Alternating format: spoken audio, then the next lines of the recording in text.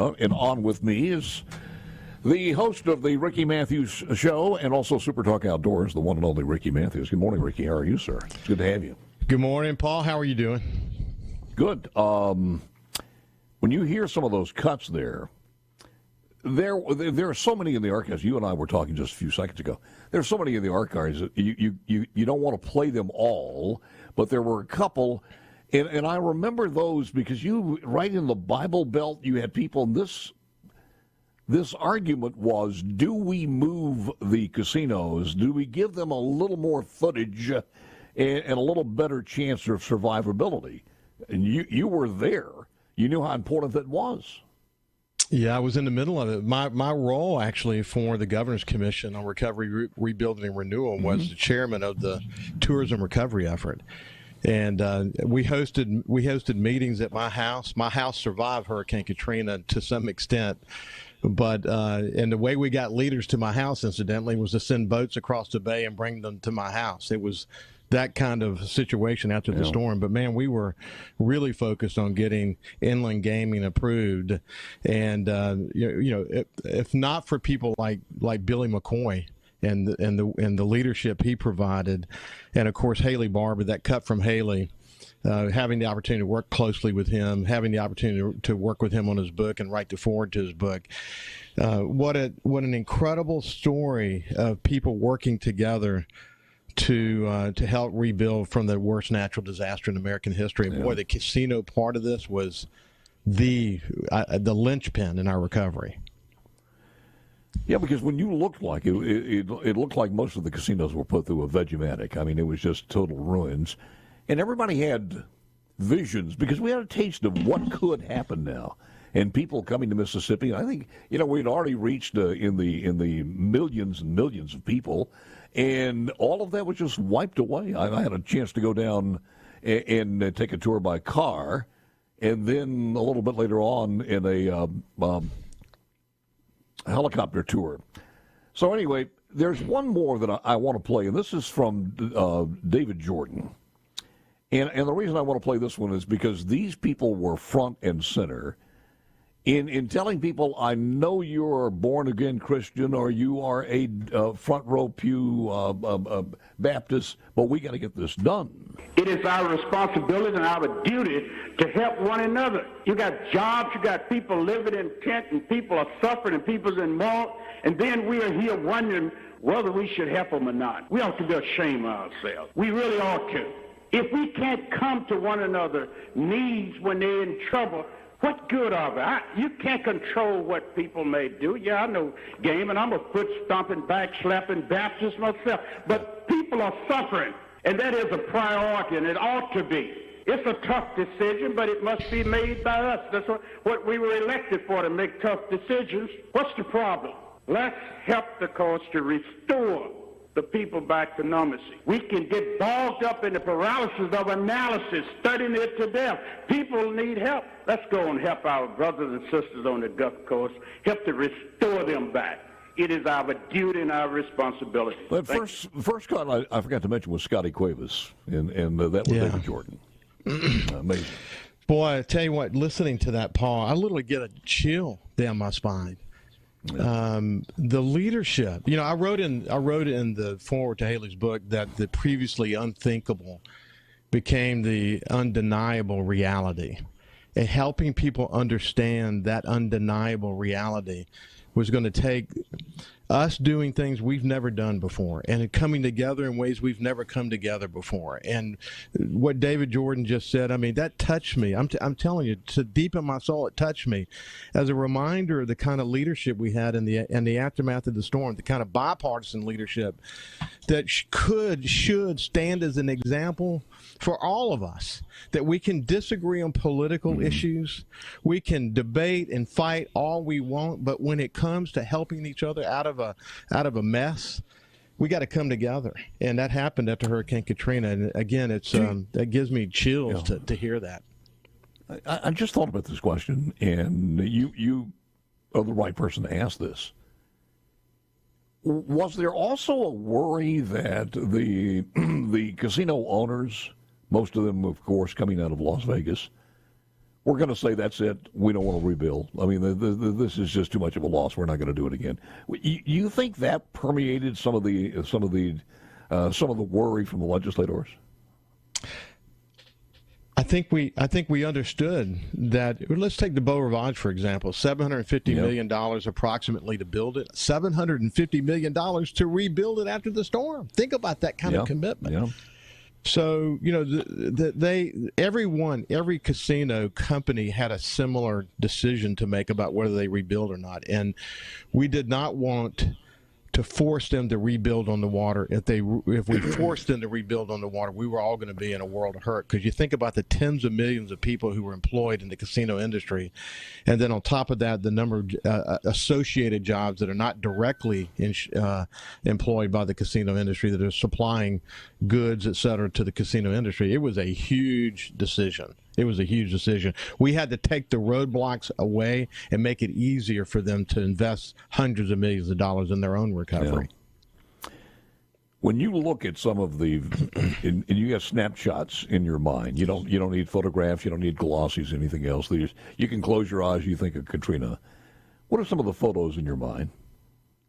Boy, that's an incredible question. I stayed at my home on Back Bay.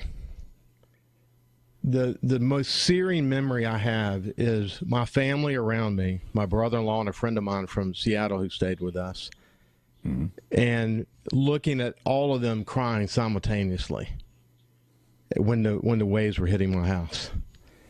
That's the searing memory that I have. And the thought that I had, this reoccurring thought that I had, that I'm over 20 feet above sea level and there are 10-foot waves hitting my house. Holy good God, what the rest of the coast was going to look like. I knew what the elevations were. I preached the elevations. And the fact that we were going to be called upon to do inhuman leadership in the wake of this storm. I'll never forget those initial thoughts. It was compelling, to say the least. We didn't have a SuperTalk, a lot of good communications. Nobody did, of course. I mean, when you took that drive down there on 49, it was just absolutely amazing. And it took a while to cut through there, as Haley said. You had to see it. First of all, one of the memories has got to be the Grand Casino across the boulevard, across the highway. I mean, that one sticks in your mind. Another one that stuck in my mind when we were on the ground was this family. She was carrying a little doll in her hand, the kid. The parents were holding her on both sides, and they were just walking around in the sand, going back and forth. Had no idea where they were, because when you looked at, all you had was concrete plot after concrete. There were no street signs. There were very few trees. There was nothing left in the yard. There was a concrete platform. And these folks were just trying to find some orientation, and they couldn't do it. And it was just absolutely amazing. We got more coming up with Ricky Mathews when we come back. Memories of Katrina, 18 years? Is that right? 18 years. Back with more next. Our studios, Ricky Mathews is my guest this morning. We're talking about memories of Katrina. Paul asked Ricky about the Walmart bag stuck in trees. It's stuck in my head. I can still smell the smell, Chad and Van Cleve. Yeah, the smell was a part of that for weeks and weeks after that. Chad is so right. I mean, it was Walmart bags and all kinds of other possessions. For my house on Back Bay, it was shrimp bags that had been frozen at seafood factories, 6 to 10 miles away from here, ended up on my property. So, of course, the storm goes through, and suddenly it's bright and beautiful outside and very hot, and those bags would swell up. So when you went to try to move them, they would burst open. Oh, and listen, Paul, this is no kidding. We found bags like that a year after Hurricane Katrina, when we were still doing work on our property. We would find that they had been sealed by the debris, And when we broke those bags open, they would come back again. Crazy. And the days that followed the storm, volunteers that came to help us would spend a tremendous amount of time trying to pick up the seafood, because at nighttime we were able to live at my house in spite of the fact that we got water. 9 of 11 homes in my family were destroyed, so we needed a place to stay. But at night, man, that wind would pass through the house. Paul, I can't even begin to explain how bad it smelled. It was beyond imagination. The Walmart, and I'm glad Chad mentioned that, because it brought back some memories from the air. And it's almost like if you can, a Monopoly set, one of the homes on Monopoly, when you looked at it from the air and you looked straight down, there was nothing in the front, but the waves came in and took out everything in the plate glass and everything else in the front. So what you saw was, from the air, the roof, and behind where the cargo bay doors are where you load, all the product in the store was washed out. And it had a long stream, probably, I'm thinking maybe 100 yards, and it went into a canal. So you actually saw just literally millions and millions of dollars worth of product just washed out of that store. Just like it was a Walmart. Yeah, think about the number of businesses that were destroyed. 60,000 homes completely destroyed. Another 160,000 that had damage. You know, the thing that hit me is the number of people. 97,000 people lived in 35,000 trailers for an extended period of time. The other thing that was incredible, you think about the amount of health and environmental hazard that came out of how many facilities that handle large amounts of dangerous chemicals and hazardous waste sites, and 16 Superfunds. You know, I think 3 of those were flooded. The debris, gosh, man, the record debris. And Haley used to talk about that all the time, about the millions of cubic yards of debris that had to be removed, and of course 238 people killed. And not all of those from the coast. I think a third of those were not from the coast. And you're talking about, 17,000, over 17,000 with storm-related injuries, and 216,000 people displaced. I mean, it was the worst the natural disaster in American history, and it was something that was going to take a monumental effort to get back from. These little Katrina cottages, they're vivid on our mind. For how long did we see those things occupy? In some cases years. Yes. Yeah, some cases years. Well, and still you see. Yeah, and here's the other thing that we need, because I'm looking at some of the archives here. Brian Williams, Mayor, let's see, Mary Landrieu, who was a senator at the time, Mayor Nagin, Michael Brown. Some of these names that were in here with some of the sound bites we had. And the reason I wanted to mention this is because we were the landmass in between. We did not get the credit for the camaraderie, the coordination, the love we had for each other, everybody coming together on this one. And all the focus was on the Superdome, all the focus was on the Chocolate City, et cetera, et cetera. And it took a lot away from where we were. And, man, I tell you what, when you start looking at the way we rebuilt some of those bridges that were torn down, that was a yeoman's job. Well, Paul, here's the irony of it was I was publisher of the Sun Herald, and then when I wrote the foreword to Haley's book, I was the president and publisher of the Times-Picayune and NOLA.com. What is the irony of that? Think about it for a second. So I'm writing that, and what I wrote in the foreword was that for coastal Mississippi and Mississippi to come back, Louisiana and New Orleans had to come back, because we are linked together economically in ways that we can't fully explain. And Haley used to say, "Don't pay any attention to what the national media is saying about New Orleans. Don't pay any. It doesn't matter what they're saying. What matters is what we can control and what we can do." And that's where a lot of our focus was. But to go to New Orleans and learn more about how collapsed Mayor Nagin really was, And one of the things that Haley Barbour had to deal with is, not long after the storm, Mary Landrieu asked for $250 billion without any plan to go along with it. And what that did in Washington was create a chilling effect. And so it wasn't until I read the entire book that Haley wrote about the storm that I realized how much time he actually spent in Washington dealing with that, and the bipartisan effort that he brought together around that. And then ultimately, it's so ironic again that actually Haley's leadership and what he did with the planning effort that we had underway in Mississippi actually helped Louisiana come back, because it helped sort of recalibrate the situation for Louisiana. So Haley's role related to that was undeniably important for Mississippi, but it was also undeniably important for Louisiana. And when the conversation gets to, is seniority that important anymore, I think it's put to rest then, because as a small state as we are and unimportant in the national scheme of things, our congressional leadership, man, it was in the right place at the right time. It was. You had, and it was interesting because Musgrove, God bless him, he did criticize Haley for being a lobbyist.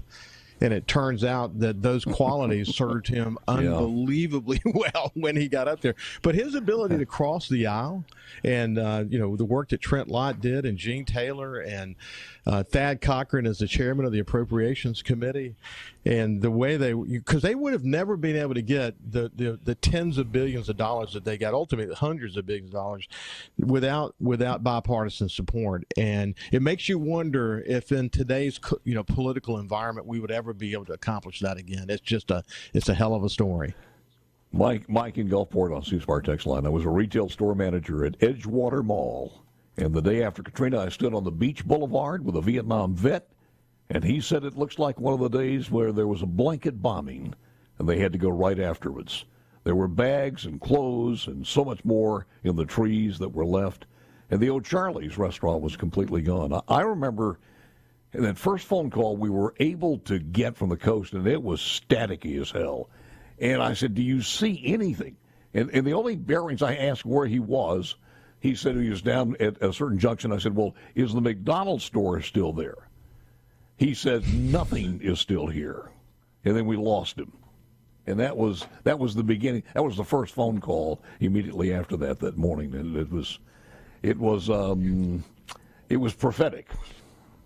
Yeah, listen, a couple of let's see, it was like 2 days, or maybe it wasn't Monday, it would have been Tuesday afternoon. One of our reporters used his credit card over in Pensacola or Mobile, I think it was Pensacola, and rented an airplane and went into prohibited airspace with this airplane, and said, if we get caught, we'll deal with it. And he flew over and took all these photos. And he brought the disc in, and we were sitting in our conference room, and literally there wasn't a dry eye in the room as the enormity of what we had to deal with came to our heads as we looked at these hundreds of photos and came to the realization that all these places that we were so familiar with were now gone. Yeah. And how do we rebuild that? Andreas Dwani, the famed architect who worked with us on the charrettes, the architectural planning sessions after Hurricane Katrina, part of the Governor's Commission, he said, if you have a column left, rebuild it, because you're going to lose the architectural character that made coastal Mississippi so special. And wow, what a tough road it was ahead for us. If you had a chance to go back and do it again, would you have stayed in the house or left? Oh, definitely not. Definitely not. Yeah. Paul, we were, so many. Here's the thing I said after Katrina. It was a daytime storm, okay? So a lot of people made decisions to stay based on Hurricane Camille, and this was so much worse than Hurricane Camille. So people died because they made a decision. In fact, the mayor of Biloxi said that more people were killed by Camille in 2005 than was killed by Camille in 1969. Think about that for a second. People made decisions to stay based on that. And so, no, I wouldn't have stayed. But no one could have imagined that it was going to be as bad as it was. And it was just, a lot of people died. But by the way, the point is, a daytime storm, people could see trees and see floating debris and hang on to it. Yes. If this had been a nighttime storm, the death toll would have paled. Say it. We got to get back and talk more about this, and also the maturity of the network itself through these years. We'll do that.